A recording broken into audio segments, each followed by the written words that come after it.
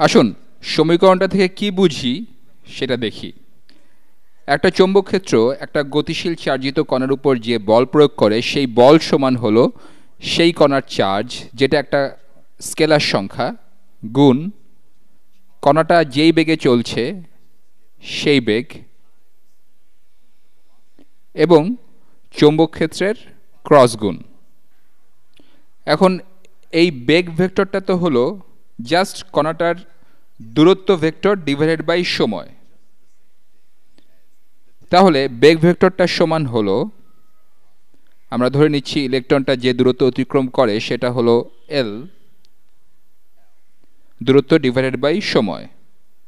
এটা তাহলে আবার এভাবে লিখছি, বল ভেক্টর সমান হলো কণার চার্জ গুণ, আমি একটা উদ্দেশ্য নিয়ে এটা করছি, 1 বাই সময় গুণ দূরত্ব ভেক্টর আর চৌম্বক ক্ষেত্রের ক্রস গুণ। আমি যেটা করলাম তা হলো আমি বেগকে একক সময় গুণ দূরত্ব বা একক সময়ে অতিক্রান্ত দূরত্ব হিসাবে লিখলাম। এটা একটা স্কেলার সংখ্যা, কারণ সময়ের শুধু মান আছে। আমরা হয়তো এটাকে সময়ের পরিবর্তন বলতে পারি, কিন্তু এর কোনো দিক নেই। সময়ের সাথে আমরা কোণের বিষয় চিন্তা করি না। তাহলে আমরা এই স্কেলার সংখ্যাটাকে বের করে সামনে আনতে পারি যাতে এটা ক্রস গুণকে প্রভাবিত না করে। তাহলে আমরা যা পাবো তা হলো বল সমান চার্জ বাই সময় গুণ, এটা সাধারণ গুণ কারণ এটা একটা সংখ্যা, কোনো ভেক্টর নয়। এরপর দূরত্ব ভেক্টর আর চৌম্বক ক্ষেত্রের ক্রস গুণ। এখন চার্জ বাই সময় কি জিনিস, অর্থাৎ কুলম পার সেকেন্ড, এটা হলো কারেন্ট। তাহলে আমরা পাই বল সমান হলো কারেন্ট গুণ কারেন্ট যে দূরত্ব অতিক্রম করছে সেই দূরত্ব আর চৌম্বক ক্ষেত্রের ক্রস গুণ। কখনো কখনো ভেক্টর বোঝাতে এটা বড় হাতের এল লেখা হয়, আমরা শুরুতেই ছোট হাতে এল দিয়ে লিখে ফেলেছি, তাই ছোট হাতে এলই লিখছি। আসুন দেখি এই সূত্রটা প্রয়োগ করা যায় কিনা। এটা আর প্রথম সূত্রটা কিন্তু একই। আমরা সময়ের মাধ্যমে বেগ বের করতে গিয়ে দূরত্বটা পেয়েছি, তারপর আমরা সময়কে বাইরে নিয়ে এসে কুলম্ব বা চার্জকে সময় দিয়ে ভাগ করেছি। আমরা চার্জ ডিভাইডেড বাই সময় বা একক সময় পরিবাহিত চার্জকে লিখেছি কারেন্ট। এই চতুর্থ লাইনের সূত্রটা আসলে প্রথম সূত্রটাকেই একটু ভিন্নভাবে লেখা হয়েছে। এটা কোনো নতুন সূত্র নয়, আপনারা এটা ভুলে গেলে নিজেরাই প্রমাণ করে নিতে পারবেন। আসুন দেখা যাক এই সূত্রটা ব্যবহার করে আমরা একটা তড়িৎবাহী তারের উপর চৌম্বক ক্ষেত্রের প্রভাব বের করতে পারি কিনা। আমি এই সূত্রটা উপরে লিখে রাখতে চাই যাতে একটা তড়িৎবাহী তার আঁকার জন্য নিচে পর্যাপ্ত জায়গা পাওয়া যায়। আমি এবার সবুজ রং দিয়ে সূত্রটা লিখছি যাতে সূত্রটা আপনাদের ভালোভাবে মনে থাকে। তাহলে আমরা যেটা পেয়েছি, একটা তড়িৎবাহী তারের উপর চৌম্বক ক্ষেত্রের প্রযুক্ত বল সমান হলো তারের মধ্যে পরিবাহিত কারেন্ট বা তড়িৎ। এটা কিন্তু স্কেলার পরিমাণ, যদিও কোন দিকে কারেন্ট যাচ্ছে তার উপর নির্ভর করে এটা পজিটিভ বা নেগেটিভ হতে পারে। পরিবাহিত তড়িৎ সবসময় পজিটিভ সংখ্যা, কিন্তু এটা দূরত্ব ভেক্টরের বিপরীত দিকে গেলে এর মান নেগেটিভ হতে পারে। আমি এখন সেটা চিন্তা করছি না, ধরে নিচ্ছি যে দূরত্ব ভেক্টরের দিকেই কারেন্ট যাচ্ছে। তাহলে স্কেলার কারেন্ট গুণ আমাদের দূরত্ব ভেক্টর এল বা পরিবাহকের দৈর্ঘ্য, এই এল আর চৌম্বক ক্ষেত্রের ক্রস গুণ। আসুন দেখি এটা আমরা প্রয়োগ করতে পারি কিনা। আমাদের একটা তার আছে। আচ্ছা, আমি প্রথমে চৌম্বক ক্ষেত্রটা আঁকি। আমরা তো মনিটরের পর্দা থেকে বের হয়ে আসছি এরকম চৌম্বক ক্ষেত্র এঁকেছি। এবার আসুন পর্দার ভেতরে ঢুকে যাচ্ছে এরকম চৌম্বক ক্ষেত্র আঁকা যাক। এটা আঁকা আরও সহজ, শুধু এক্স দিলেই হবে। কেন এক্স দিয়ে আঁকা যায়? এর কারণ হলো আপনি একটা তীরের পেছনের প্রান্তটা দেখছেন, সেজন্যই এক্স। আর বৃত্তের ভেতরে একটা ডট দিয়ে এমন চৌম্বক ক্ষেত্র বোঝানো যায় যেখানে ভেক্টরগুলো পর্দা থেকে বাইরে বেরিয়ে আসছে। কারণ একটা তীর ছোড়া হলে আপনি শুধুমাত্র তীরের একদম সামনের প্রান্তটা আর এর চারপাশে একটা ছোট বৃত্ত দেখবেন।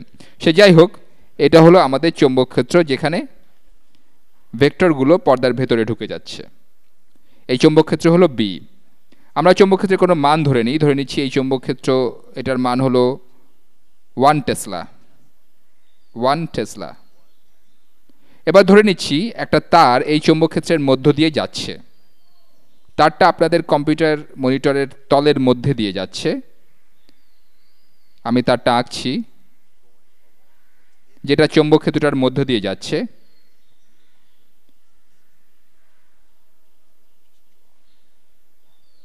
আমি আঁকছি। এবার আপনাদের কাছে আমি জানতে চাইছি যে, আচ্ছা তার আগে আমি তারটা সম্পর্কে কিছু তথ্য আপনাদের জানাই।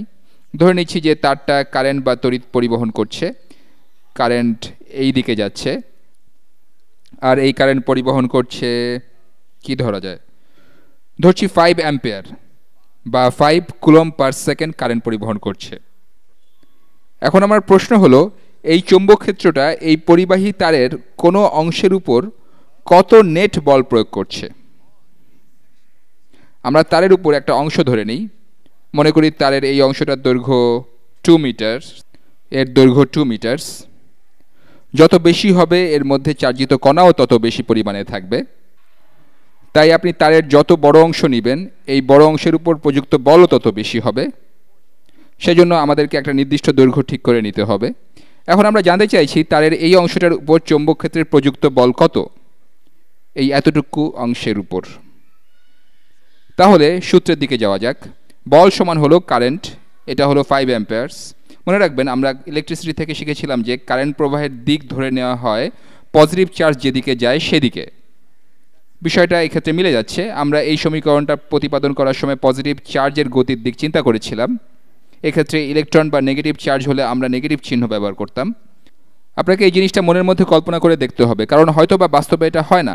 ইলেকট্রনের ব্যাপারটা যে বাস্তবে ঘটে তাও নিশ্চিতভাবে বলা যায় না, কারণ তারা যতটা না বস্তু তার চেয়ে বেশি একটা ধারণা প্রসূত বিষয়। তবে এটা মনে রাখা ভালো যে কারেন্ট এই দিকে প্রবাহিত হচ্ছে। এটা সত্য হবে যদি পজিটিভ চার্জ প্রবাহিত হয়, সেক্ষেত্রে নেগেটিভ চার্জ উল্টো দিকে পরিবাহিত হবে। এটাকে আপনি এভাবে চিন্তা করতে পারেন। না থাক, আমি অন্যদিকে এখন যাচ্ছি না। আপনি ধরে নিতে পারেন পজিটিভ চার্জ এই দিকে যাচ্ছে, তাই কারেন্ট এদিকে যাচ্ছে। তাহলে এই দূরত্ব ভেক্টর যেটা নিয়ে আমরা চিন্তা করছি সেটার মান হলো 2 মিটার্স, কারণ এই অংশের দৈর্ঘ্য 2 মিটার্স, আর এর দিক হলো কারেন্ট প্রবাহের দিকে। তাহলে এই অংশটুকু হলো এল, এটা হলো এল। মাঝে মাঝে আমি কথা বলতে বলতে অন্যদিকে বেশি কথা বলে ফেলি। যা হোক, এটা হলো এল, এটা কারেন্টের দিকে 2 মিটার্স। কারেন্ট হলো 5 অ্যাম্পিয়ার্স, আর আমরা আগেই বলেছি চৌম্বক ক্ষেত্র হলো 1 টেসলা। তাহলে এই বল সমান কি হবে? বল সমান হবে, আমরা সবখানে এসআই একক ব্যবহার করেছি, আমাদেরকে কিছুই পরিবর্তন করতে হবে না। 5 অ্যাম্পিয়ার্স গুণ 2 মিটার্স এই দিক বরাবর। আমি এখানে শুধু এল এর মানটা ব্যবহার করছি, 2 মিটার্স গুণ চৌম্বক ক্ষেত্র 1 টেসলা। যখন আমরা ক্রস প্রোডাক্ট করি, একটু মনে করিয়ে দিচ্ছি, এল ক্রস বি এটা সমান এল এর মান গুণ বি এর মান গুণ তাদের অন্তর্ভুক্ত কোণের সাইন গুণ একটা একক ভেক্টর যেটা আমরা ডানহাতি নিয়মে বের করি। আমরা এর মধ্যেই দূরত্ব ভেক্টরের মান 2 মিটার এবং চৌম্বক ক্ষেত্রের মান 1 টেসলা লিখেছি। এখন এদের অন্তর্ভুক্ত কোণের সাইন কত? এখানে চৌম্বক ক্ষেত্র পর্দার ভিতরে ঢুকে যাচ্ছে, এগুলো সোজা পর্দার দিকে যাচ্ছে। আপনি এই ভেক্টরগুলোকে পর্দার দিকে ছোড়া তীর হিসেবে কল্পনা করতে পারেন। আর এই দূরত্ব ভেক্টর বা এল পর্দার সাথে সমান্তরাল। ত্রিমাত্রিকভাবে দেখলে এরা আসলে চৌম্বক ক্ষেত্রের সাথে লম্বভাবে আছে। এদের অন্তর্ভুক্ত কোণ তাহলে 90 ডিগ্রিজ, তাই সাইন থিটার মান হয়ে যাচ্ছে 1। তাহলে চৌম্বক ক্ষেত্রের বলের মান বের করা হয়ে গেল। এল ক্রস বি এর মান হলো 2 গুণ 1 টেসলা, আর এটাকে কারেন্ট দিয়ে গুণ করলেই আমরা বলের মান পেয়ে যাচ্ছি। চৌম্বক ক্ষেত্রের প্রযুক্ত বলের মান সমান হবে 5 অ্যাম্পিয়ার্স গুণ 2 মিটার্স গুণ 1 টেসলা, এটা সমান হলো 10 নিউটনস। এখন আর যে জিনিসটা বাকি থাকলো সেটা হলো চৌম্বক ক্ষেত্র যে বল প্রয়োগ করবে তার দিক কি হবে। এক্ষেত্রে আমাদের ডানহাতি সূত্র ব্যবহার করতে হবে। এটা কঠিন কিছু না, আমরা ধরে নিতে পারি যে কোনো একটা পজিটিভ কণা এদিকে চলছে। ডানহাতি সূত্র ব্যবহার করার জন্য ডান হাত বের করে নেই, আমি বরং হাতটা এঁকে ফেলি। আমার ডান হাত আঁকতে হবে, এঁকে ফেলি আমি। তাহলে এটা হলো আমার ডান হাত, আমার বুড়ো আঙ্গুলটা এভাবে আছে। এল হচ্ছে আমার তর্জনী, এটা ক্রস গুণের প্রথম জিনিসটা। তারপর বি হলো চৌম্বক ক্ষেত্র, যেটা পর্দার ভেতরে ঢুকছে। তাহলে আপনারা দেখতে পারেন বা আমার কথা বিশ্বাস করতে পারেন যে আমার মধ্যমা পর্দার ভেতরের দিকে নির্দেশ করছে, আর আমার অন্য আঙুলগুলো এরকমভাবে আছে। এভাবে করলেই আপনার বুড়ো আঙুল বলের দিক নির্দেশ করবে। এটা হলো আপনার তর্জনী, এটা এই আঙুল এলের দিক নির্দেশ করছে। চৌম্বক ক্ষেত্র ভেতরের দিকে যাচ্ছে, আপনারা দেখতে পাচ্ছেন না কিন্তু এটা নিচের দিকে নির্দেশ করছে। এখানে আমি একটা এক্স দেই, এটা নিচের দিকে যাচ্ছে বোঝানোর জন্য।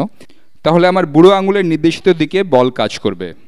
তাহলে এই তারটার উপর প্রযুক্ত বল বা তারের এই অংশটার উপর প্রযুক্ত বল হবে কারেন্টের দিকের লম্ব দিকে, এদিকে 10 নিউটনস বল কাজ করবে। যাই হোক, আমার সময় শেষ।